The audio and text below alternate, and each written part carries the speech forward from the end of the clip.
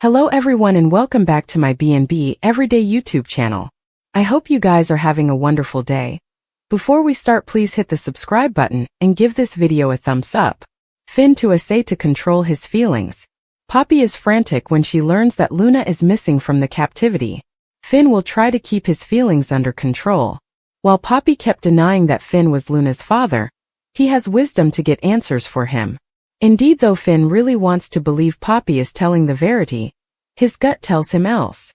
So Finn will do the maternity test while Poppy decides to go visit her son. Poppy to learn that Luna is missing from captivity. Poppy goes to the captivity to eventually tell Luna the verity about her father. Since Finn whipped out that maternity test and Luna's DNA sample, Poppy knows the verity is coming out right now. Poppy also knows it would be far better for Poppy to tell Luna herself rather than hearing it from someone differently. When the warden tells Poppy that Luna is at the captivity, she'll freak out. Is Bill being honest about Luna's transfer to house arrest? Or is Luna technically a woman on the run? If the warden tells Poppy that Luna was transferred to house arrest, she might demand the address. It seems that Bill might have covered his bases on that too. Probably, if anyone does give Poppy information on her son's position, it presumably won't be Bill's address. Or maybe the warden will refuse to tell Poppy anything other than Luna's not then presently. While Poppy is freaking out, she'll have to tell someone differently the news about Luna and Finn. That person is Finn's mama Lee. Just when Lee allowed she was each wrong about Poppy, she'll discover an indeed bigger family reproach.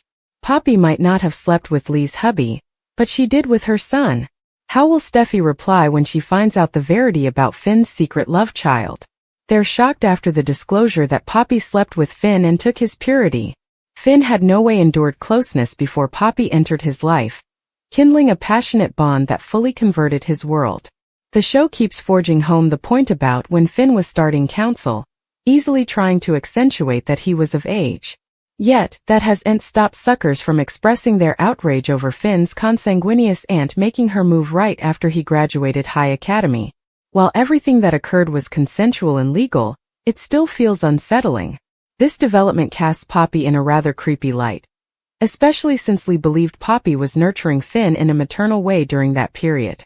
Now that Lee has reassessed her passions about her family, she feels compelled to thank Poppy for being there for Finn when he demanded support. Lee is fully in the dark about Poppy's secret rendezvous with Finn, and when the verity eventually shells, you can go she'll be furious. The stakes are indeed advanced since a maternity test is likely to reveal that Finn is actually Luna's natural father. All on, Lee believed it was Jack who had a fling with Poppy and sired her child. But now, it's clear that Poppy has betrayed Lee by pursuing another man she was infatuated with. Beyond the discomfort suckers feel about this plot, numerous are venting their enterprises over how it trivializes the significance of relinquishment. Finn is Lee's son in every meaningful way, so Poppy should have considered him as a horse son, anyhow of any blood ties. The situation is hugely revolting, egging the question: is there any stopgap for Poppy's redemption? Luna has been oral about Poppy's struggles with medicines and the cortege of men in her life, pressing the chaos that has girdled them. While Luna may be shifting blame, it's clear that this insecurity has taken a risk on her. Now, as the verity about Luna's maternity emerges, Poppy finds herself in a precarious position for having hidden her child with Finn all these times. It would have still been innocently wrong, although more accessible, had Finn and Poppy been high on her special mint when they did the deed. But the way it was explained, both were completely subscribing, and although Finn was legal age, he's still her horse son by relinquishment. It sounds like Poppy didn't regard domestic boundaries, and at the time neither did Finn. The situation is incredibly complex, raising the question: will B&B actually essay to redeem Poppy? Or will they simply write her out of the story by the end of this bow? Anyhow, of the outgrowth, Poppy is bound to encounter significant counter-reaction for her choices.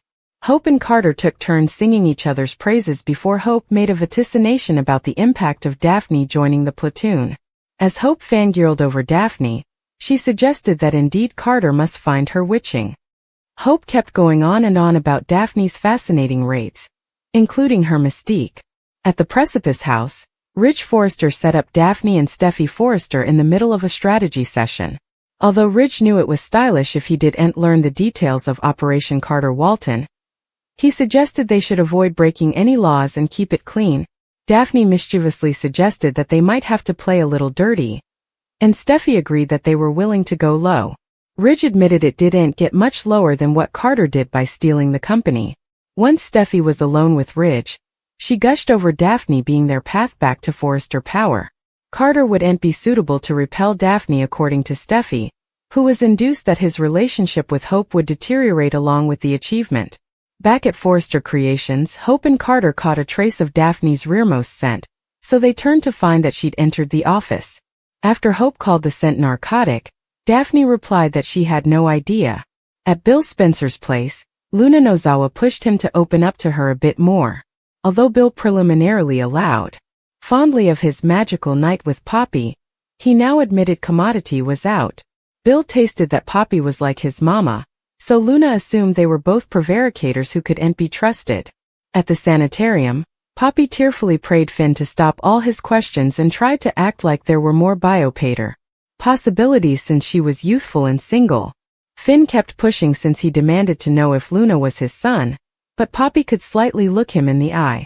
Although Poppy suggested Finn's allegations were hurtful, Finn wasn't willing to drop this. Finn switched tactics by pointing out that Poppy must want to put an end to the riddle. Still, Poppy argued that all this was meaningless since Luna was in captivity, and her future was over. Finn reminded Poppy that she preliminarily swore Luna wasn't his. Now Finn demanded to hear it again, so he eventually got Poppy to repeat that he was not Luna's father. Unfortunately, Poppy has proven she's willing to lie when she's backed into a corner. There's a good chance Finn may eventually get maternity test substantiation that goes against Poppy's claims. Finn will seek DNA updates ultimately, so stay tuned for news on the coming round of test results. Lee venting to Finn about Jack's infidelity ways. Plus, Ridge and Taylor help make a family moment for Steffi and Finn. It'll be a day filled with moments you wouldn't want to miss. Lee was induced she knew who Luna's pater was. She allowed. Poppy and Jack cheated together when Poppy stayed on their settee 20 times agone. Lee allowed. Wrong however. Last Friday's B&B proved that Jack wasn't Luna's father, which left Lee apologizing to Poppy. Steffi was each about her parents reuniting. She's wanted it for a long time, and now Ridge and Taylor are back together. Plus, Steffi's marriage to Finn is in a great place. At least in her particular life, Steffi's world has been just about perfect lately. Jack and Poppy are having a drink at Deacon's Pizza Kitchen.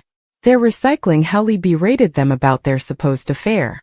Jack says it was all for aught as they no way formerly touched each other.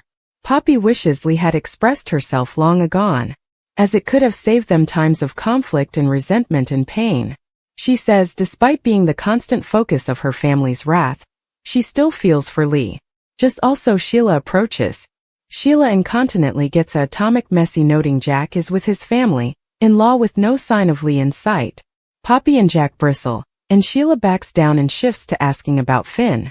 Jack gets nasty and says the last thing their son needs is to interact with Sheila.